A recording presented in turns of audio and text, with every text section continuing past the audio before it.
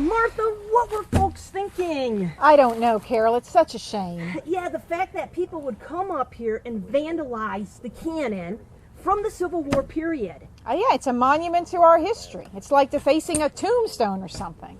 So by vandalizing this cannon, they have vandalized history. That's exactly right. And we've had to take it down so we can refurbish it. And who knows where we'll put it once it is repaired. Martha, what were they thinking?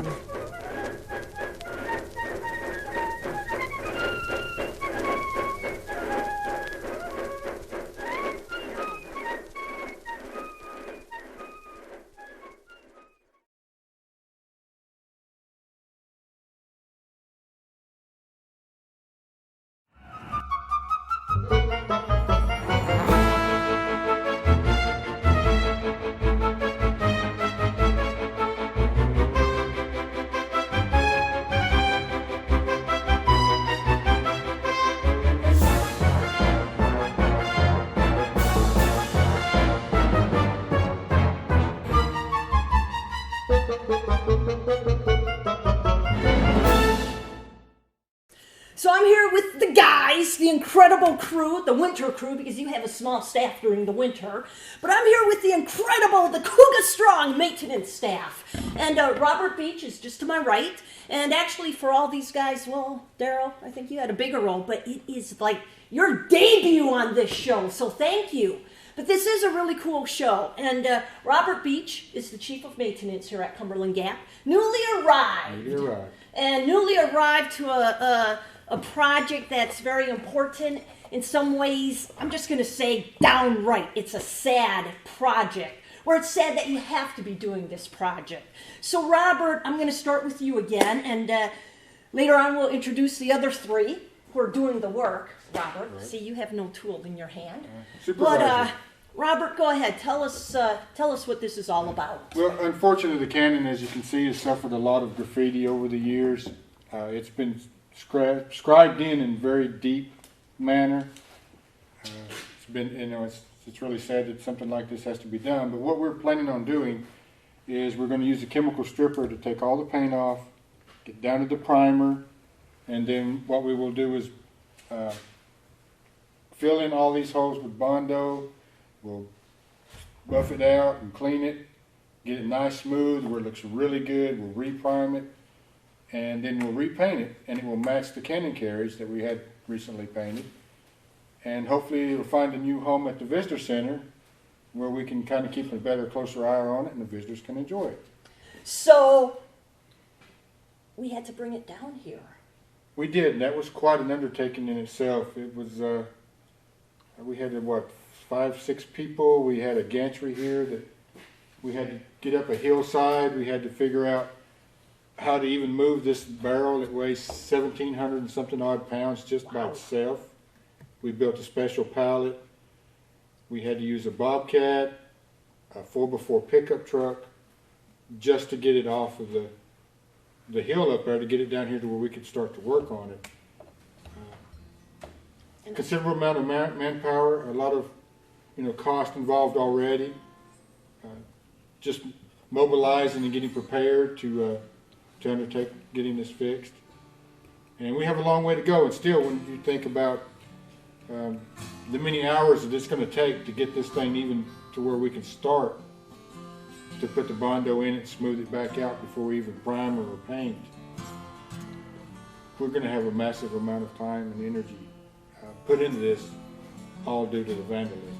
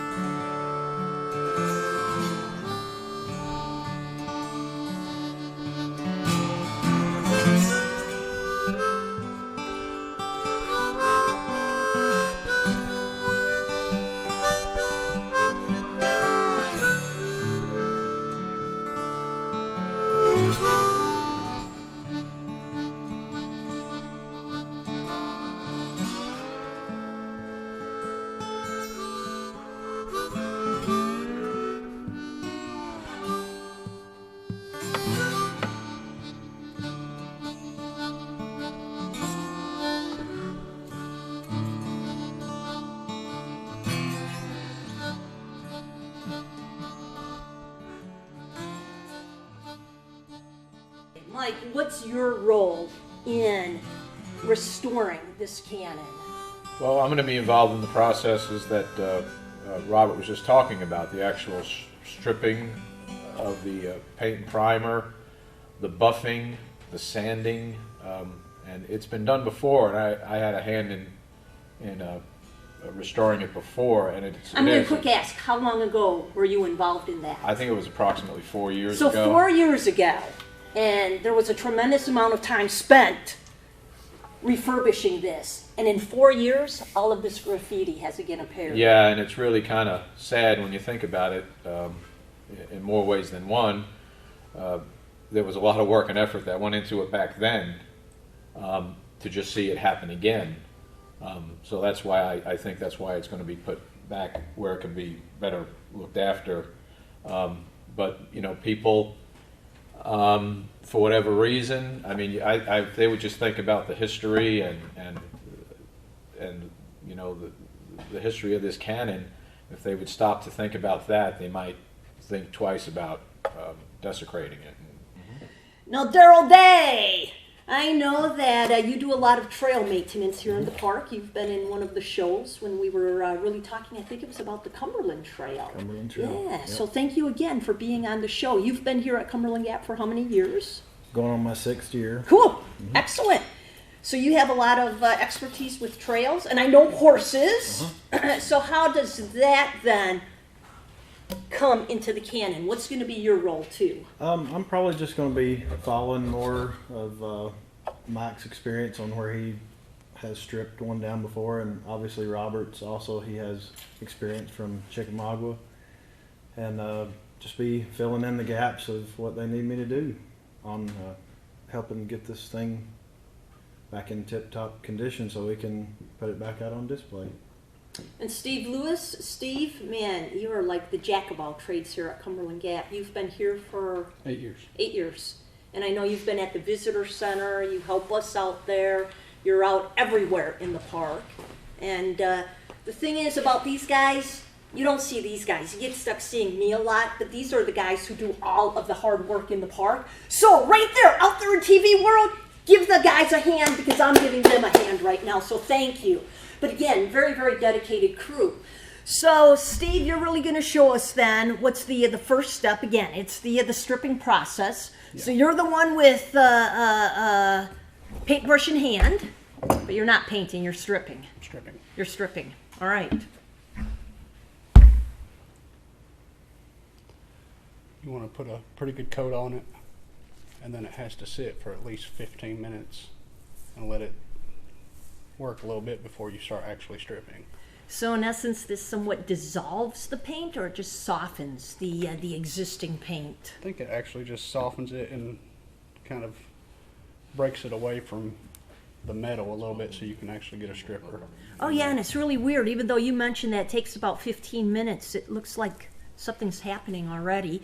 All right, so Robert, when we look at, again, the entire project, this is a pretty good-sized cannon barrel. Yes, it's actually 7 feet long. This is 7 feet long? All right, so again, you're going to have to put this stripper on this entire 7-foot section. Yes, and it has to stand for a minimum of 15 minutes for it to be, really completely effective. All right, so then you're going to be doing patches, or so 15 minutes and then you'll start working away? Now, actually, if you start at the front and just start working your way back, usually by the time you get to the end, then you can almost come back and start stripping. Oh, very cool. And then you just work your way down. And we've got, several of the guys in the crew today will be helping getting all this paint and primer off. All right, so this right here says Tyler and Ashley. Tyler and Ashley, shame on you. But you know what? Tyler, your name is starting to be covered over. It's going to disappear soon. And I hate to say this, but we're glad about that. What we want to remember are the people from the Civil War period. I mean, it was a horrible time in the U.S., and we were fighting against each other. And again, with family against family, husbands, leaving their wives for months at a time. And again, that somebody thinks that they can just come and write their name on this. Yeah, I think people really need to stop and, like Mike expressed earlier, and realize this is not fake. This is a actual piece of artillery from the Civil War. It was used to kill people and fire people. And, you know, that part of the history may not be the best of our times, but it is part of our history. And for people just to come up and do something outlandish and scrape their names or whatever into the thing and think it's funny and fun, to be honest, I'd like to have some of those people here today actually putting in the hard work Oh, yeah. so they can get an idea of what it really takes of their 3 to 5 minutes of fun, if you will, or whatever they get from it, to understand that, you know, this is a lot more than just something sitting out in the woods. Right. And both the North and the South were stationed here during the Civil War. Now, this cannon, even though we knew there were cannons here, this one was not originally at the Gap. No, this one originally came from Chickamauga and Chattanooga National Military Park. They were gracious enough to loan us this one and the one that is currently at the Visitor Center as well. All right. We have since, over the years, acquired this. This is actually a park piece now. It belongs to Cumberland Gap. And that's why we're really trying to take the pride and initiative to make sure that we can fix it properly, do it justice, and put it in an area, hopefully, where this doesn't happen again. Yeah, really. We'll keep our fingers crossed. And hopefully we don't even have to keep our fingers crossed because, again, this is part of America's history. And people should just have the common sense, and even more than common sense, the respect to protect these. Yeah, because, you know, people should stop and think that because of these folks that fought in these wars, this is why we get to enjoy all the things that we can now, in this day and time, enjoy. They fought for that. We have the rights, and, you know, people should be a lot more respectful of that. And I say that because I'm a veteran as well. You know, a lot of other veterans that work here, and, you know, for me, I take an extra interest, other than being work and history. I really have a personal interest in it for me. Good point, Robert. Thank you. All right, so you guys here in the man cave really cracked me up because a few moments ago when the cameras were off, you were doing the bubble dance, imitating how this stuff is bubbling up on the cannon. So what's happened? Where is that bubble dance? It's a one-time only deal. You should have seen these guys. They were hilarious. They were... Anyhow, but the stuff is bubbling. It's been working. And you've begun scraping this end of the barrel. All right, so Robert, you've been talking about how tedious this process is, how long it takes. So you've put the... Stripper. Thank you. The stripper on. And but you're going to have to come back and put more stripper on once again. We are. Once we got this first layer off, we noticed that the scratches are through the primer into the metal. So it's going to take several coats of doing this. We'll spend quite a bit of time of having to get this down to where we can actually work with it. Yeah, and it blows my mind that in people putting graffiti, vandalism on this cannon, that, yeah, I mean, what, is this a heart right here even? It blows one me time away. it looks like it was a heart with somebody's name carved into it. Yeah, so, whew, again, very, very tedious process. All right, now, once this entire thing is stripped, then you're going to have to come and put on another primer? Well, once this is completely Or stripped you'll down, sand it then to get all the little specks and pieces off? we'll actually take mineral spirits and we'll wipe it down to get all this chemical off. All right, so 'Cause mineral spirits. You don't want any of this chemical on when you're working with anything else. All right. So then we'll start sanding and getting these really high spots out where these bad places are. All right. We will put a filler in it, probably something in the nature of Bondo. Right. Which And a will- lot of people use Bondo on their vehicles. Correct, which will cover all of these scratches and marks and indentations. Once that's hardened, we will come back and sand it down into a nice round and, you know, uniform shape. And then we can add a layer of primer. And then we'll let that dry. Probably sand a little more on it and reprime it till it's right. And then we'll clean all that up. And then we can start the process of painting. I would estimate everything that we've got to do with preparing the new site, getting the cannon ready. I would say if we have it in by early May, we will be doing very well. Wow. So the visitors are going to be without this cannon beginning in what, late September, all the way through at least May. You know, and the other thing is, there are so many other things that your small staff, and again, I'm stressing small staff, is required to do. And because of somebody vandalizing this is just taking you away from other responsibilities, other chores, and in essence, it's taking away from the visitor. It is. It's taken away, you know, just for the bathrooms, for example.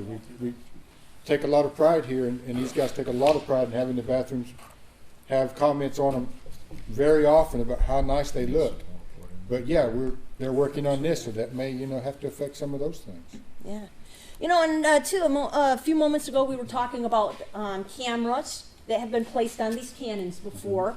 But, you know, also, with this being a national park, it's also all of the visitors' responsibilities. If they see something happening, they need to alert us, because overall we have a very small staff. And it's up to all of us to ensure that America's treasures are protected. Yes, they should, you know, if people see anything that they think is least in an odd fashion, report it. And don't feel bad about it, because you're helping protect our treasures. Well, I'm just going to stand here a few moments and watch these guys hard at work, which is exactly what you do all the time, Robert. Supervisor, and I'm very good at it.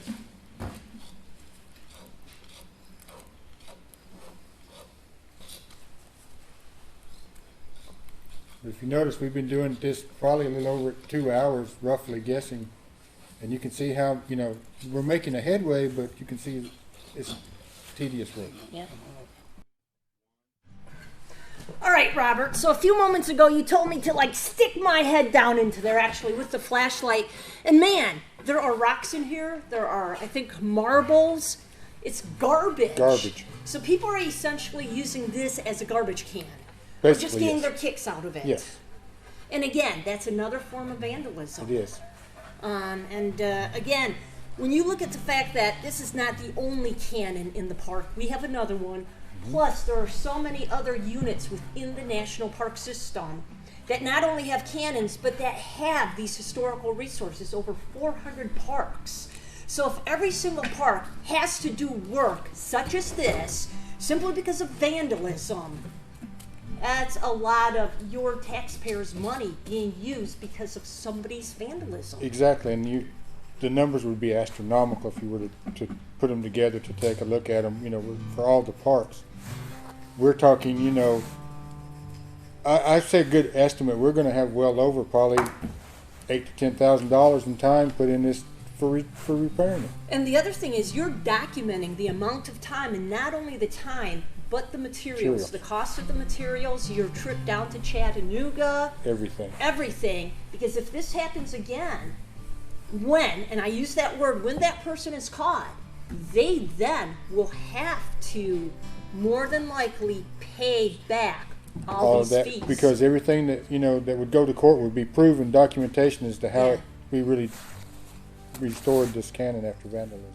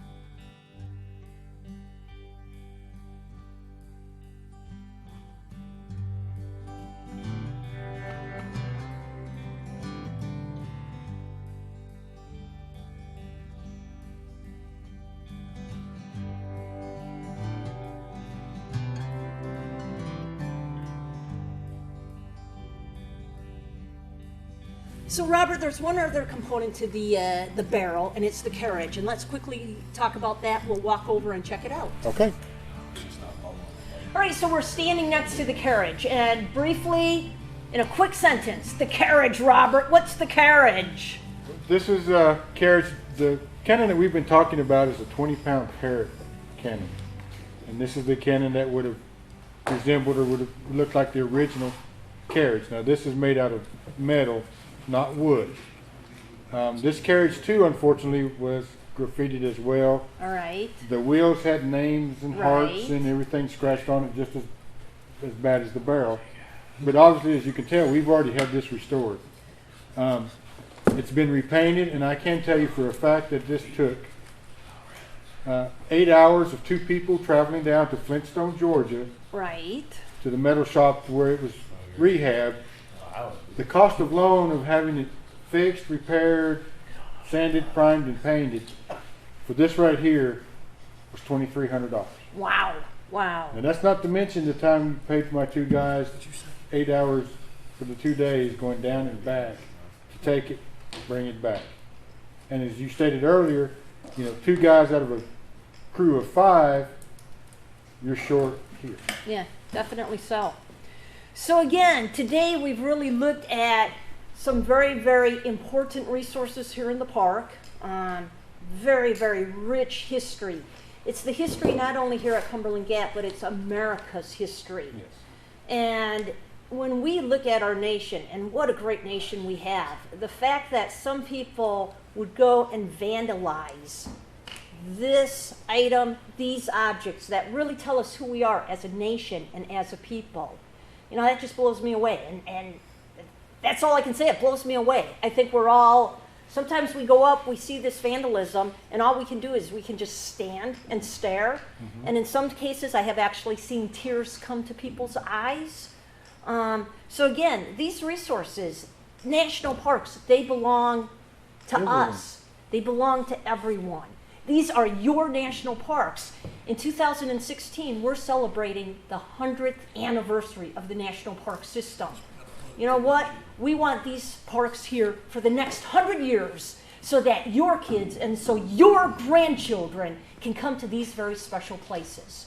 So again, another cool segment of Wild Outdoor Adventures with Ranger Carol, and we've been in the Man Cave here at Cumberland Gap National Historical Park, your national park. Thanks, Robert. Oh, Thanks, thank you. guys. Welcome.